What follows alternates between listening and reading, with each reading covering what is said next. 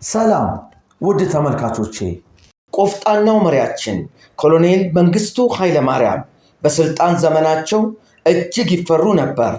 አንዳንዴ ግን ፍርሃት የማያውቃቸው ሰዎች ያጋጥሟቸዋል። የኔ ደማቅ ሰዎች ይቀጥላል።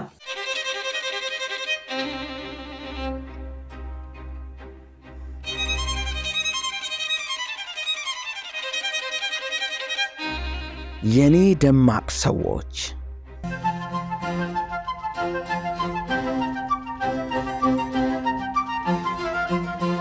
ቲቸር፣ በወንዶችና በሴቶች መካከል ያለው ልዩነት ምንድን ነው? ጥሩ ጥያቄ ነው። ለመሆኑ የአባትህ የጫማ ቁጥር ስንት ነው? 43። የእናትህስ? 36። አየህ፣ ልዩነታቸው በእግራቸው መካከል ነው ማለት ነው።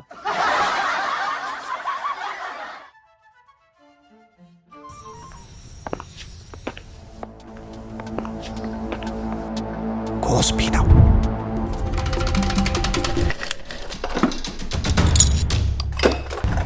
ኮስፒ ነው።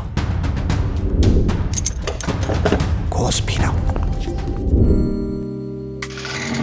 አዎ ኮስፒ ነው። ከእንግዲህ ባለቤቱ የዘጋውን በር እኮ ማን ሊነቀንቅ? ኮስፒ የብረት መዝጊያዎችን ይዞ ቀረበ። በፓስኮድ በአሻራና በቁልፍ የሚከፈቱ፣ ድምፅ የማያስተላልፉ፣ እሳትን ለረጅም ሰዓት የሚቋቋሙ፣ እርጥበት የማያበላሻቸውና በላቀ የቴክኖሎጂ የፓውደር ኮቲንግና ዋተር ቤዝ የቀለም ቅብ የተቀቡ የኮስፒ በሮችን ገጥመው ቀን በኩራት ሌሊት የሰላም እንቅልፍ ይተኙ። ስራ እንዲፈልጉልን ነበር ጋሽ። ኮስፒ ብረት በሮች ከሚድሮክ ኢንቨስትመንት ግሩፕ።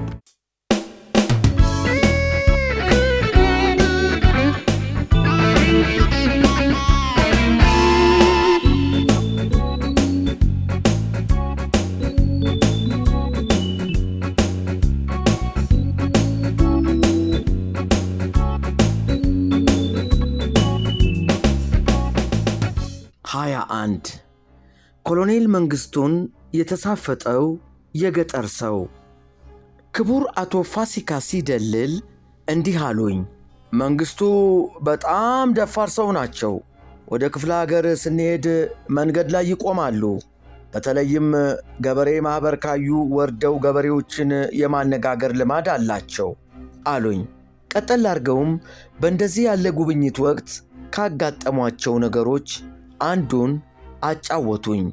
አንድ የጋም ጎፋ ገበሬ መንግስቱን ሲመለከት እንዴት ሮጦ እንደተጠመጠመባቸው ነገሩኝ። ይህን ሲያጫውቱኝ ጠባቂዎቻቸው ዝም አሉት ስል ጠየቅኩ። ጠባቂዎቻቸው የሚጠነቀቁት ከተማ ውስጥ ነው አሉኝ።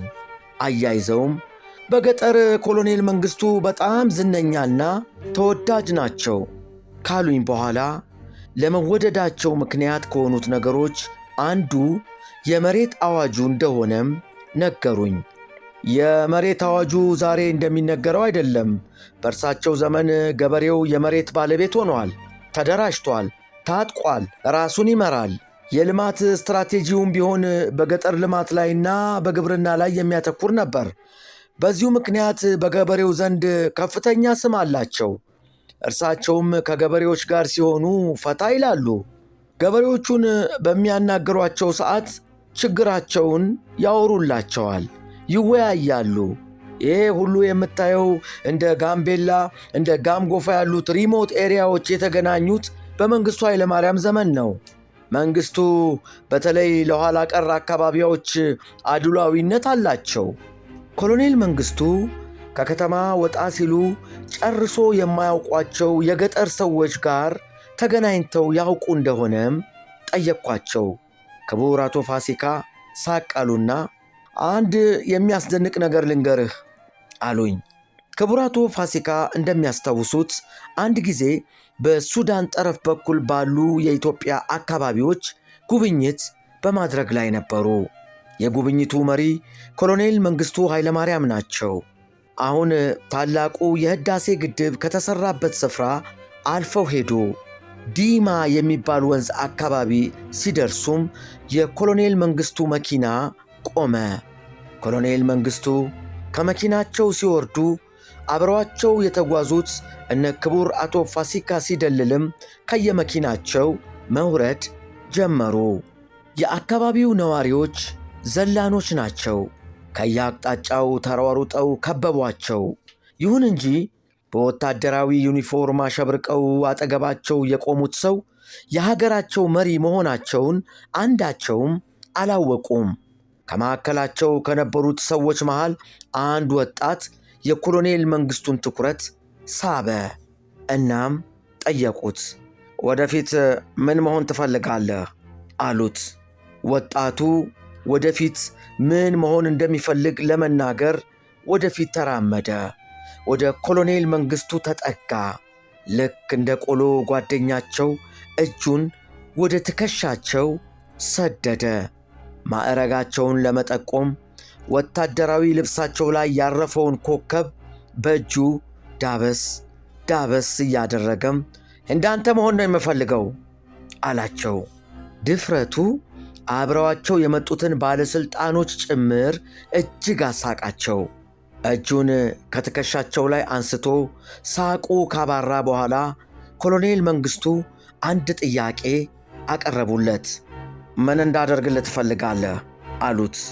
ወጣቱ ከውሃ ውስጥ ያጠለላቸውን ወርቆች አሳያቸውና ይህን ግዛኝ አላቸው። የሰጣቸውን ወርቅ መለሱለትና ወደ አጃቢያቸው ዘወር ብለው ገንዘብ አምጣ አሉት። ገንዘብ ሰጥተውት ሄዶ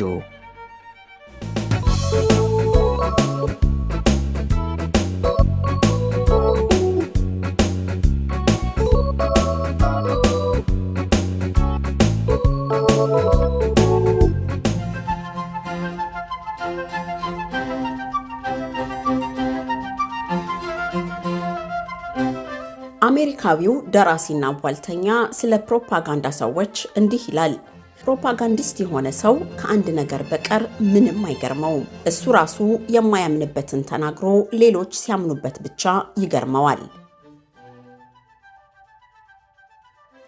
ምናልባት ወደ ኋላ መመለስ ሳይኖርብዎ አይቀርም። ያመለጠው ታሪክ ካለ እስከ ዛሬ ያቀረብንላችሁን ከ100 በላይ ፕሮግራሞች መለስ ብለው ይከታተሉ።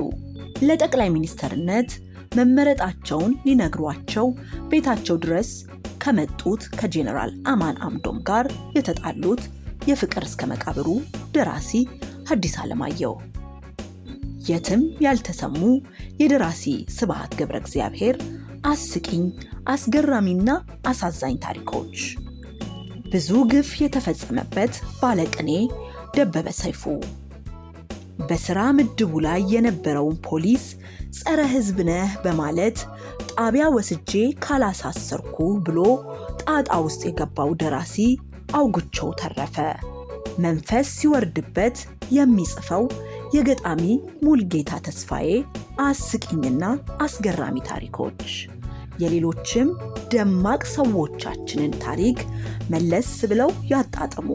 ብዙ ታላላቅ ሰዎች ተገቢ መልካቸውን ያላገኙበት ሀገር ውስጥ ነው የምንኖረው። የኔ ደማቅ ሰዎችን ይከታተሉ። የተጋረደው ይገለጥሎታል፣ ይዝናናሉ፣ ይገርሞታል፣ አንዳንዴም ያዝናሉ። ሪል አይስክሬም የልጆቹ ጉጉ፣ እርሶም ቀመስ ያርጉ። ሪል በቸኮላት አይገልጸውም ቃላት፣ በማንጎ ቫኒላ ጣፈጡ ሌላ፣ በስትሮቤሪ ቀኖን አሳማሪ፣ በሞካ በላቴ ወደድኩት ካንጀቴ። ቀምሰው ያረጋግጡ፣ ምላሶ ዳኛ ነው። ለልጆቹ የሚያምጡ ልደት ማድመቂያ ነው፣ ለፍቅረኛም ሚስጡ የፍቅር ቋንቋ ነው። ሪል አይስክሬም የመጪው ዘመን ጣዕም ይወዱታል በጣም።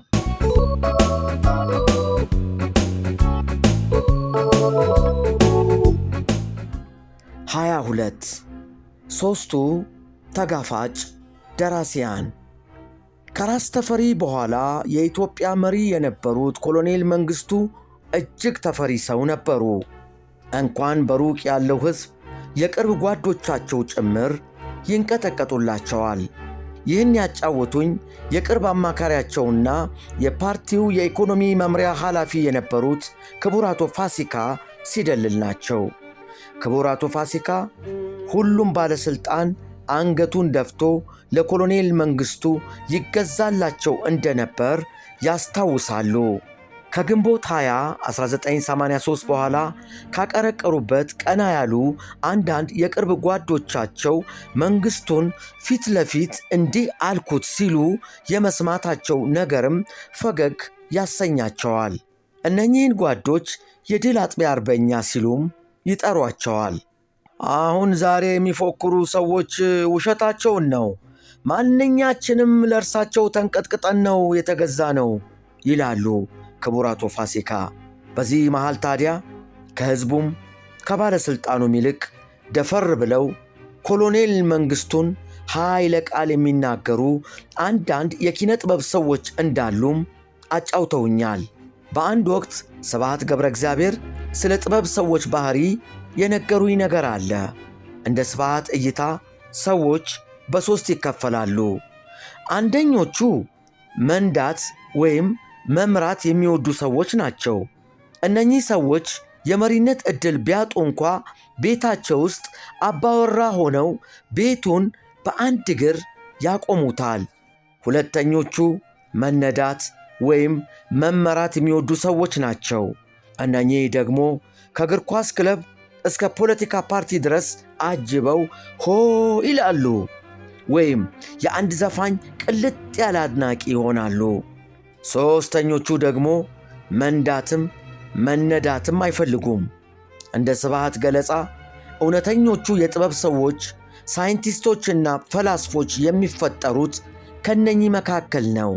ይህን የስብሐት ገብረ እግዚአብሔር ትንታኔ ኮሎኔል መንግሥቱም የሚገነዘቡ ይመስላል። ቀጥዬ የምተርክላችሁ መንግሥቱነታቸውን እያወቁ የተሳፈጧቸውን የኪነ ጥበብ ሰዎች ነው።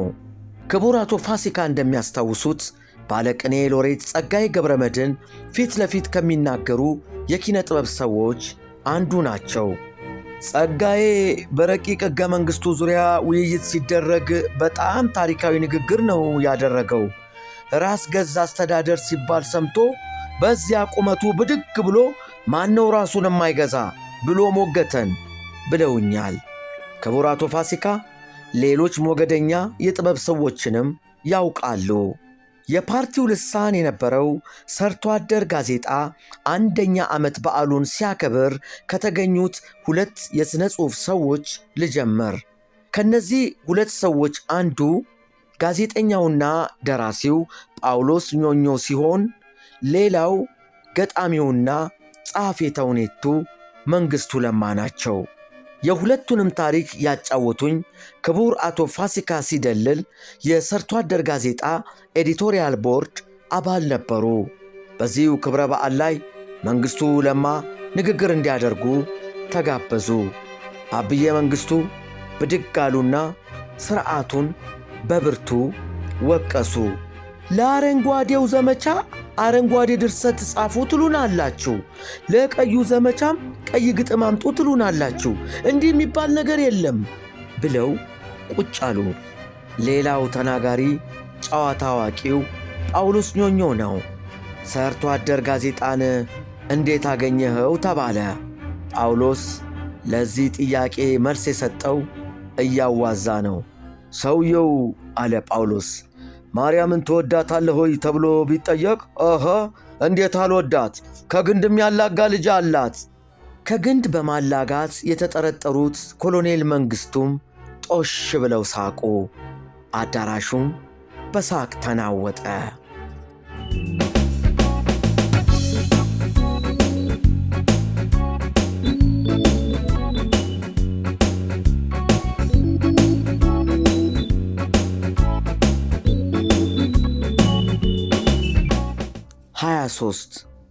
ሁለቱ አመፀኛ ሰዓሊዎች።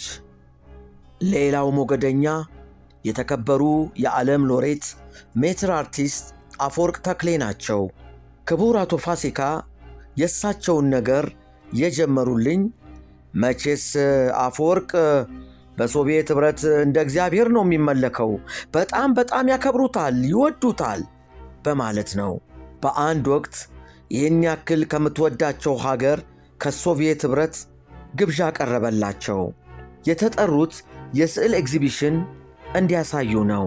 ክቡር አቶ ፋሲካ እንደነገሩኝ በዚያን ወቅት ማንኛውም የስዕል ኤግዚቢሽን ወደ ውጭ አገር ከመሄዱ በፊት በባህል ሚኒስቴር ሳንሱር ይደረጋል። ሜትር አርቲስት አፈወርቅ ተክሌም ስዕሎቹን ይዘው ወደ ሶቪየት ኅብረት ከመሄዳቸው በፊት የባህል ሚኒስትሩ ተስፋዬ ሸዋዬ ተመለከቱና ጥሩ ነው አሉ። ከዚያም ያው በሥርዓቱ መሠረት ኤግዚቢሽኑ ላይ የመንግሥቱ ኃይለማርያም ፎቶግራፍ መኖር አለበት አሏቸው። አፈወርቅ አይደረግም አሉ። ለምን? እኔ ስዕል ውስጥ በምንም አይነት መንገድ ፎቶግራፍ አይገባም። ምን ነው በዚያን ዘመን የጃንሆይን ታደርግ አልነበረም እንዴ ሲባሉም የጃንሆይ ፔንቲንግ ነው። ጃንሆይን አምኜባቸው ወድጃቸው ስያቸዋለሁ። መንግሥቱ በመሪነታቸው ኮንቪንስ ሲያደርጉኝ ሲያሳምኑኝ እስላቸዋለሁ። ፎቶግራፋቸው ግን አብሮኝ አይሄድም። ይሂድ ካላችሁ ኤግዚቢሽኑ ይቀራል፣ እኔም አልሄድም አሉ። ክቡር አቶ ፋሲካ ይሄን ካጫወቱኝ በኋላ እና ቀሩ አልኳቸው። አልቀረም፣ ሄደ። የመንግሥቱን ፎቶግራፍ ይዘው የለም ሳይዝ ሄደ አሉኝ ክቡር አቶ ፋሲካ። እኚህ ታላቅ ሰው መሪነታቸው አላሳመነኝም በማለታቸው በኮሎኔል መንግሥቱ መንግሥት የተያዘባቸው ቂም እንደሌለም አጫውተውኛል። እንዲያውም ይህን ያክል ካመፁ በኋላም ኮሎኔል መንግሥቱ ቢሮአቸው በክብር ጠርተዋቸዋል። የተከበሩ የዓለም ሎሬት ሜትር አርቲስት አፈወርቅ ተክሌም እንደተለመደው ቅር የሚላቸውን ነገር ለኮሎኔል መንግሥቱ በግልጽ ነግረዋቸዋል። ኮሎኔል መንግሥቱም ከኚህ ታላቅ የጥበብ ሰው የሰሙትን ትችት ተቀብለው ያስተካከሉት ነገር አለ። ምን ይሆን ካላችሁ ወደፊት በሰፊው አጫውታችኋለሁ። የኚህን ታላቅ ሰዓሊ ስብዕና በሚፈትሸው ፕሮግራሜ የመንግሥቱ ለማን፣ የጳውሎስ ኞኞን፣ የጸጋዬ ገብረ መድኅንንና የአፈወርቅ ተክሌን ቀጥተኛ ትችትና ተቃውሞ ከሰማው በኋላ ስለ ኮሎኔል መንግሥቱ ኃይለማርያም ከምገምተው የራቀ ነገር እንዳጫወቱኝ ለክቡር አቶ ፋሲካ ነገርኳቸው። ክቡር አቶ ፋሲካም ኮሎኔል መንግሥቱ አሉኝ አፈወርቅ ተክሌን የመሳሰሉ የጥበብ ሰዎችን ብቻ ሳይሆን ምሁራንንም ያዳምጣሉ። አሁን ለምሳሌ መስፍን ወልደ ማርያም ሁሌ እንደተናገረ ነው፣ ቶለሬት ተደርጎ ነው። እኛ በነበርንበት ዘመን አዲስ አበባ ዩኒቨርሲቲ ውስጥ ይሄን ተናግሮ ይሄን ጽፎ እንዲሆነ የሚባል ሰው አልሰማሁም፣ አልነበረም፣ አይመስለኝም። መንግሥቱ ምሁራኖቹ ላይ ቶለራንት ናቸው። አንጻራዊ ነፃነት እንደሚያስፈልጋቸው ይገነዘባሉ። በተለይ አንድ አቋም ለመውሰድ የተቸገሩበት ነገር ሲገጥማቸው በዚህ ጉዳይ እገሌ የተባለው የጥበብ ሰው ወይም ምሁር ዕውቀት አለው ከተባሉ አስፈልገው ያናግሩታል። እርሳቸው የማይታገሱት ወደ ሕዝብ የሚወጣ ትችትና ተቃውሞ ነው። በተረፈ በግል አንድ ለአንድ የሚደረግን ክርክርና ትችት ያከብራሉ አሉኝ ክቡር አቶ ፋሲካ። ፕሮፌሰር በቀለ መኮንንም የክቡር አቶ ፋሲካን ግንዛቤ የሚያጠናክር አንድ ታሪክ አጫውቶኛል። ታሪኩ የታላቁ አርቲስትና ሳይንቲስት የታደሰ ግዛው ነው። እኚህ ታላቅ ሰው አሜሪካ በሚገኘው በኒውዮርክ ፕራት ኮሌጅ ኢንዱስትሪያል ዲዛይን ተምረዋል። ኮሌጁ እጅግ በጣም የታወቀ መሆኑን ፕሮፌሰር በቀለ መኮንን አጫውቶኛል። ከዚህ ታላቅ ተቋም የፈለቁት ታደሰ ግዛው በጃንሆይ ዘመን ጠመንጃ ሰርተዋል። ጠመንጃቸውን ዳኛቸው ብለው ሰይመዋል። ዳኛቸውን በንጉሡ ፊት ተኩሰው አሳይተዋል። እኚህ ታላቅ ኢትዮጵያዊ ጽሑፍ መተየቢያ ታይፕራይተርም የሠሩ ሰው ናቸው። ታደሰ ግዛው በአብዮቱም ዘመን እጅግ ተፈላጊ ሰው ነበሩ። ለውጭ መንግሥታት የሚሰጡ ስጦታዎችንና ኒሻኖችን ዲዛይን ያደርጉ ነበር። ከዚህ ሁሉ ችሎታቸው ሌላ በኃይለኛ ተናጋሪነታቸውም ይታወቃሉ። ፕሮፌሰር በቀለ ስለ እኚህ ታላቅ ሰው ሲያጫውተኝ ለቀቅ ያሉ ሰው ናቸው፣ ጨዋታቸው ደስ ይላል፣ ንግግራቸው ለዛ አለው ብሎኛል። ወደፊት ስለ እርሳቸው በሰፊው አጫውታችኋለሁ። ዛሬ የማተኩረው ከኮሎኔል መንግሥቱ ኃይለማርያም ጋር ስለ ተፋጠጡባት አንዲት ቀን ነው። በአንድ ወቅት በመንግሥት ታዘው አንድ የኒሻን ዲዛይን ይሠራሉ። የዲዛይኑንም ምንነት ያስረዱ ዘንድ ኮሎኔል መንግሥቱ ኃይለማርያም ቢሮ ይጠራሉ። እናም ቢሮአቸው ተገኝተው ማብራሪያውን መስጠት ይጀምራሉ። ታደሰ በማስረዳት ላይ ሳሉ ከኮሎኔል መንግሥቱ ቢሮ ይዟቸው የገባው ሰው ስጋት ገባው። የታደሰ ግዛውን ረቀቅ ያለ ሙያዊ ማብራሪያ ኮሎኔል መንግሥቱ ለመረዳት የተቸገሩ መሰለው። እናም ወደ ጆሮ ግንዳቸው ጠጋ ብሎ ኧረ የሚያስረዱት ነገር እርሳቸውን እየገባቸው አይደለም ይላቸዋል። አባ ግዴለሹ ታደሰ ግዛው ይህን ከሰሙ በኋላ ወደ ኮሎኔል መንግሥቱ ቀና ብለው ጮክ ባለ ድምፅ እንዲህ አሏቸው። እኔ ይገባውታል ብዬ አይደለም የማስረዳው፣ መጽሐፉን ነው ሳይንሱን ነው የማወራሉ። ኮሎኔል መንግሥቱ ይህን ከሰሙ በኋላ ሳቅ ብለው እንዳለፏቸው ፕሮፌሰር በቀለ አጫውቶኛል። የቀድሞው መሪያችን ኮሎኔል መንግሥቱ ኃይለማርያም እነኚህን የመሳሰሉ ደፋር የጥበብ ሰዎችን በሳቅ ሸኝተው ወደ ቤታቸው ይመለሳሉ። አንዳንድ ጊዜ ታዲያ እቤታቸው ውስጥም ተመሳሳይ ሰዎች ይገጥሟቸዋል። ክቡር አቶ ፋሲካ መንግሥቱ ኃይለማርያም ራሳቸው ልጄ እኮ እንዲህ አለችኝ ብለው የነገሯቸውን ነገር አጫወቱኝ። ጨዋታቸውንም የጀመሩት ይቺ ትምህርት የምትባል ትልቋ ልጃቸው አስተዋይ ትመስለኛለች በማለት ነው። ኮሎኔል መንግሥቱ ጥቂት ፋታ ሲያገኙ እንደ ማንኛውም ወላጅ ከትምህርትም ከትዕግሥትም ከአንድነትም ጋር የሆድ የሆዳቸውን ያወራሉ። አንድ ቀንም እንዲሁ ስለ አገሪቱ ወቅታዊ ሁናቴ አንስተው በሰፊው በመናገር ላይ ሳሉ የመጀመሪያ ልጃቸው ትምህርት አቋረጠቻቸውና አባዬ ይሄን ሁሉ ተወውና ከረሃብና ከህልመና መቼ ነው የምንወጣው አለቻቸው።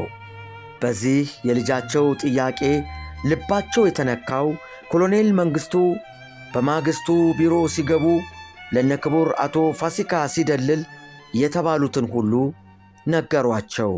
ልጄ እኮ እንዲህ አለችኝ አሏቸው። ሳይለየን ያቆየን።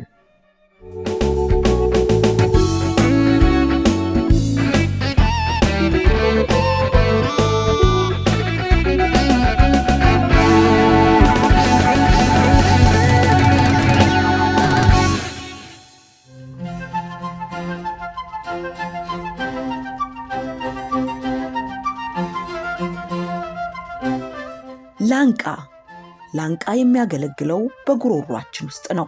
ይህ የጉሮሮ ክፍል ድምፅንና ጩኸትን ለመፍጠር ያገለግላል።